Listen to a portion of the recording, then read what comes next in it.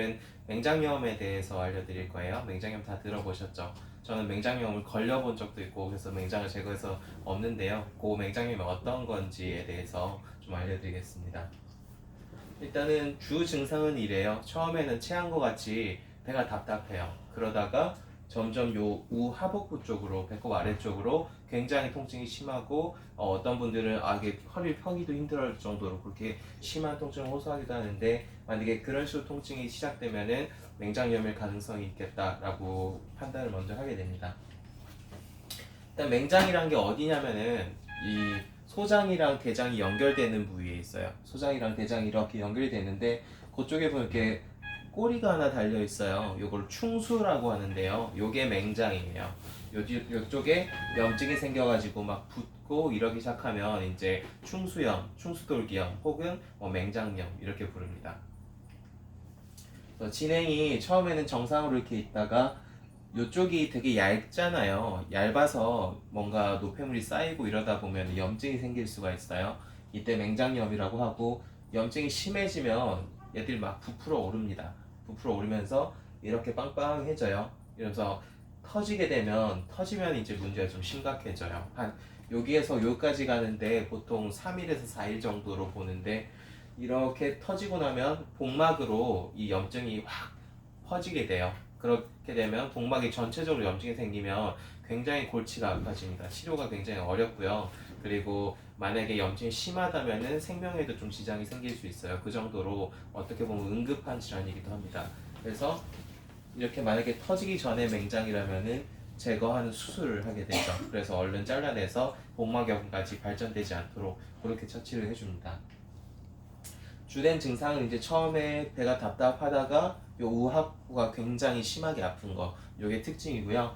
그리고 만약에 염증이 많이 진행됐다면 구토나 발열 같은 증상들이 오고, 배가 전체적으로 아프고, 그리고 복압이 증가될 때, 소변 볼 때 복압이 증가되잖아요. 이럴 때 통증이 유발이 된다든지 혹은 자꾸 트름이 난다든지, 이전에 변 문제가 없었는데 변비나 설사가 생긴다든지 이런 식으로 증상들이 생길 수가 있습니다.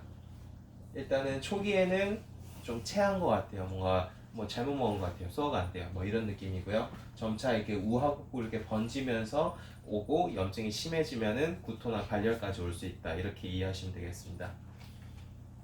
일단 1차적으로 진단할 때는 맥 벌니 포인트라는 걸 눌러봐요. 거기가 어디냐면은 요 배꼽이랑 장골능이라고, 장골 요 앞쪽 뼈라고 요 딱딱한 뼈 하나 있거든요. 그 중간쯤이 이제 요 충수 위치하는 그 인근입니다. 그래서 거기를 꾹 눌러보면 굉장히 아프고요.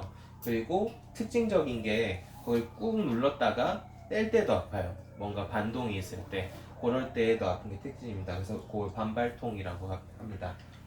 요 두 번째로는 이제 요쪽에 만약에 염증이 심하다면 이쪽으로 장을 들어 올려도 이쪽으로 통증이 생기게 돼요. 그래서 이런 식으로 장을 밀어서 들어 올렸는데 이쪽이 같이 아파진다 이러면은 확인해 볼 수 있고요. 또 초음파를 찍어봐서 확인해 볼 수도 있습니다.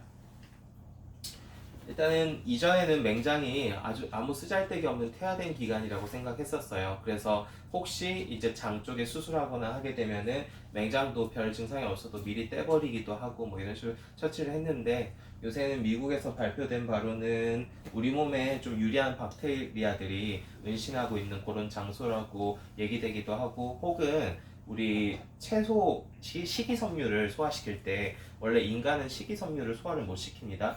소화시킬 수 있는 효소가 없어요. 근데 그런 걸 소화시킬 때 어느 정도 좀 작용한다 이런 얘기도 있습니다. 그래서 요새는 막 미리 증상도 없는데 떼버리고 이러진 않고요. 꼭 필요할 때 이제 제거 수술을 하고 이런 식으로 하게 되죠. 그래서 만약에 염증이 심하다, 발열이 심해지고 이러면 3일 내로 터져버리고 하면 복막염으로 발전돼요. 그래서 그러기 전에는 이제 제거하는 수술을 받게 되고요. 이전에는 수술 상처도 좀 크고 했는데 요새는 복강경으로 굉장히 좀 간단하게 할 수 있게 됐죠. 그래서 좀 후유증도 옛날보다는 많이 적어진 것 같습니다.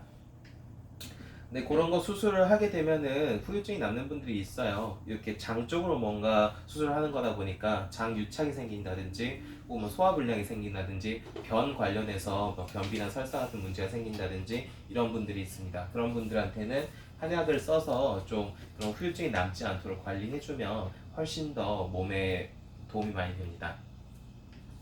여기까지 맹장염에 대해서 간단히 말씀드렸고요. 만약에 맨 처음에 뭔가 좀 여기가 아파져요. 그러면서 막 열도 나고 이러면은 얼른 이제 응급실 가셔가지고 그거 수술하고 하는 게 좋고요. 만약에 그거 몰라도 일단은 저희한테 오시면 저희가 이거 같은데 얼른 가보셔야겠어라고 보내드리겠죠. 만약에 요런 필요한 뭐 좀 불편한 게 있어요. 특히 여기 쪽이 아프고 이런 문제가 생겼어요. 하면 일단 어디로 오시면 될까요? 어깨동무 하면요.